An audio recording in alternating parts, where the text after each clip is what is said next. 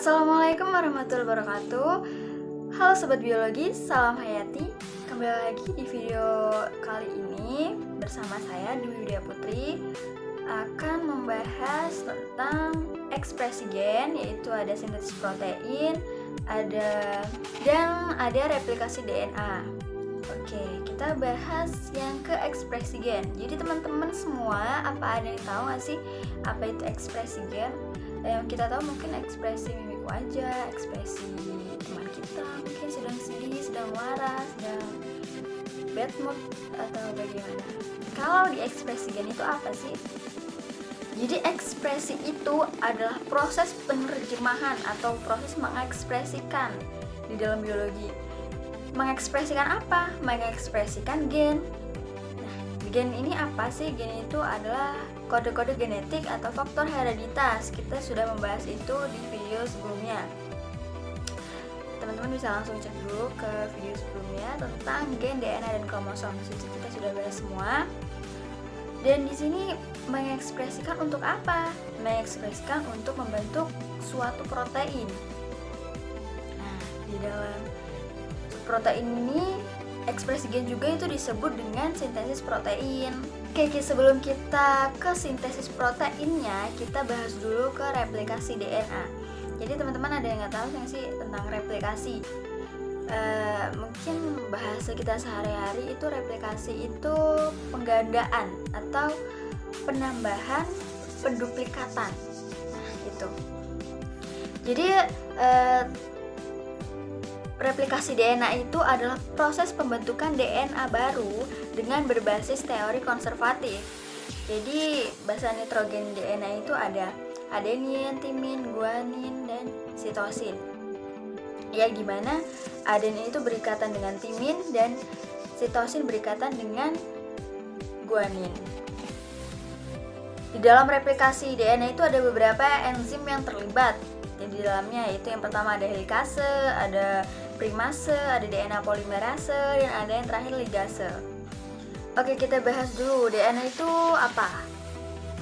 Kalau teman-teman sudah mengerti dari video sebelumnya, yaitu DNA itu merupakan molekul yang terdiri dari dua rantai, disebut double helix atau rantai ganda atau helix ganda. Nah, di dalam setiap DNA itu terdapat sensenya yang terdiri beberapa molekul basa nitrogen yang saling berikatan. Nah, itu yang tadi ada adenin berikatan dengan timin, ada guanin berikatan dengan sitosin. Bagian replikasi itu dimulai dari bagian ujung kelima sampai ke ujung ketiga. Sifatnya antiparalel dengan bagian di bawahnya ujung 5 ke ujung ketiga. Oke, kita langsung ke tahap yang pertama, yaitu pemisahan dua rantai DNA oleh enzim helikase yang membentuk garpu replikasi, sehingga memisah rantai dua bentuk template untuk rantai dan DNA yang baru. Untuk tahap yang kedua, enzim primase memulai prosesnya dengan enzim ini membuat bagian kecil yang berupa bagian primer untuk rantai DNA yang baru. Kemudian DNA polimerase berikatan dengan enzim primase tersebut yang tadi untuk membentuk rantai DNA yang baru. DNA polimerase ini membentuk dari yang ujung kelima atau primer kelima ke arah primer ketiga. Kemudian bagian leading strand disintesis kontinu dengan kontinu. Polimerase menambahkan dari ujung 5 ke ujung yang ketiga. Bagian lainnya, leading strand, tidak dapat disintetis secara kontinu. Kemudian DNA polimerase akan membentuk fragmen berupa Okazaki fragmen, yaitu setiap fragmennya dibentuk RNA primer, dibantu enzim primase yang membentuk DNA polimerase. Di sini menambahkan basa DNA dari ujung kelima, ujung primase yang kelima ke ujung primase yang ketiga pada satu arah. Kemudian primer selanjutnya membentuk leading strand lainnya. Nah, di sini fragmen Okazaki lainnya disintesis secara konsisten. Salah satu dari rantai DNA yang dibuat akan dihilangkan RNA primernya oleh enzim eksonuklease, tetapi DNA polimerase akan menggantinya satu demi satu sisi yang hilang. Kemudian di sini enzim DNA ligase akan menyambung kedua rantai DNA yang baru sehingga terbentuk replikasi DNA yang dibentuk dengan semi konservatif. Yaitu semi konservatif itu masing-masing molekul DNA dibentuk satu rantai utama yang dikonservasi menjadi rantai yang baru. Oke, mungkin itu penjelasan tentang replikasi DNA. Selanjutnya kita ke ekspresi gen atau sintesis protein, yaitu pembentukan protein. Nah, di sini dalam sintesis protein ini ada dua tahapan, yaitu ada transkripsi dan ada translasi. Yang pertama itu transkripsi. Ada yang tahu nggak sih transkripsi itu apa? Jadi transkripsi itu adalah pemindahan info genetik dari DNA ke RNA duta atau RNA-D. Nah, di sini pemindahan info genetik tadi yang DNA tadi dipindahkan kode genetiknya dari DNA ke RNA duta. Kemudian tahap yang kedua itu ada translasi, yaitu pemindahan info genetik dari RNA duta yang tadi ke protein, membentuk suatu protein. Oke, untuk proses yang pertama yaitu transkripsi. Jadi transkripsi ini terjadi di dalam nukleus, yang mana pada DNA atau rantai ganda yang tadi double helix itu akan menjadi RNA duta atau RNA-D. Nah, di sini transkripsi itu ada beberapa tahapannya, yaitu yang pertama ada inisiasi, ada elongasi, dan ada terminasi.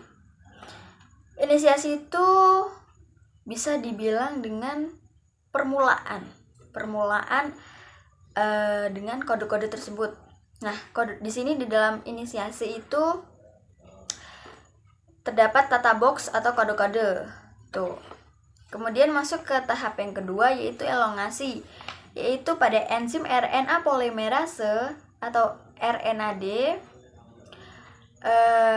Di sini dibantu oleh RNA polimerase. Kenapa dibantu dengan RNA polimerase?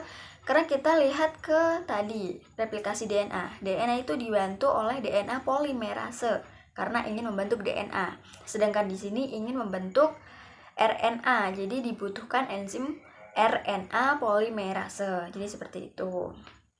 Kemudian di tahap akhir atau di tahap terminasi itu berhenti bila bertemu sinyal. Apa sinyalnya? Yaitu AAA dan AAU. Jika sudah bertemu itu, berhenti proses transkripsi. Rantai RNA-D yang tadi itu menuju keluar ke sitoplasma, yang dimana menujunya ke suatu organel yang dimana itu namanya ribosom. Nah, ribosom ini memiliki struktur yang besar dan struktur yang kecil. Struktur yang besar itu disebut dengan subunit besar, kemudian struktur yang kecil disebut dengan subunit yang kecil. Nah, di ribosom itu terdapat 3 situs. Apa saja sih? Kok ada situs-situsnya? Jadi di ribosom yang subunit besar itu besar itu ada 3 situs. Yang pertama ada situs EPA. Nah, di sini yang dimaksud E itu exit atau pengeluarannya, yang dimana RNA T ini tidak ada ikatan lagi dengan kodon-kodon yang asam amino ini. Kemudian proses masuknya itu ada di situs A. Tuh, kemudian berikatannya ada di situs P. Seperti itu gambarannya di ribosom. Nah, proses ini namanya adalah translasi. Translasi itu ada 3 tahapan juga, sama seperti transkripsi. Ada inisiasi, elongasi, dan ada terminasi. Seperti biasa, inisiasi itu tahap pertama atau codon start, dimulai dengan codon start. Apa codon startnya? Yaitu AUG. Nah, di sini codon startnya itu AUG itu yaitu metionin. Di sini dimulai, kemudian setelah itu dilakukan pemanjangan.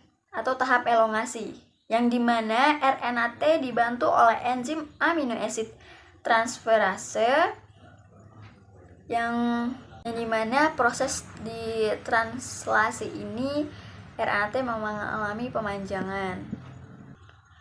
Pada tahap yang terakhir atau tahap terminasi itu diakhiri bila bertemu codon stop, yaitu penyetopan ya. Bila bertemu codon ini, maka semua proses translasi itu berakhir. Jadi codon stopnya itu ada UAG, ada UAA, dan ada UGA. Oke, untuk supaya lebih ada gambarannya teman-teman semua, di sini ada diagram sintesis protein. Ini diagramnya. Jadi yang pertama itu sintesis protein itu ada transkripsi dan translasi ya tadi ya. Kemudian di sini ada DNA. Akan dipisah menjadi satu rantai yang namanya RNA duta atau RNA-D atau RNA messenger, sama saja. Nah, di sini ada nomor 1, di mana nomor 1 ini namanya proses dari DNA ke RNA-D. Apa prosesnya? Yaitu proses transkripsi. Jadi nomor 1 ini proses transkripsi. Kemudian yang kedua itu tadi apa? Proses transkripsi untuk menjadi RNA duta. Oke, sudah terjawab nomor 1 dan nomor 2. Kemudian kita ke bawah. Ke bawah itu ada ribosom, yang mana rantai RNA duta itu tadi akan keluar dari nukleus. Nah, jadi bagian atas ini sampai sini itu tempatnya ada di nukleus. Kemudian dari bawah ke sini itu di tempatnya ada di sitoplasma. Gitu ya. Oke, kembali lagi ke nomor 2. Nomor 2 ini RNA-D itu akan keluar dari subnukleus. Kemudian jika sudah terbentuk RNA-D akan keluar dari nukleus menuju ke sitoplasma, yaitu bagian organelnya ribosom. Dalam ribosom ini terjadilah tempat di mana pembentukan protein. Nah, yang bawah ini apa sih, Kak? Nih, itu jadi sebelum ribosom ini menjadi protein atau maksudnya gini, sebelum di dalam ribosom ini RNA duta dijadikan protein, ini terdapat siklusnya. Siklusnya ini untuk menjadi ke protein. Jadi siklusnya itu kita lihat yang ke nomor 4. Ini kan translasi, di mana proses translasi ini penerjemahan di mana RNA duta diterjemahkan asam-asam amino dengan bantuan RNA-T atau RNA transfer yang mengikat asam-asam amino.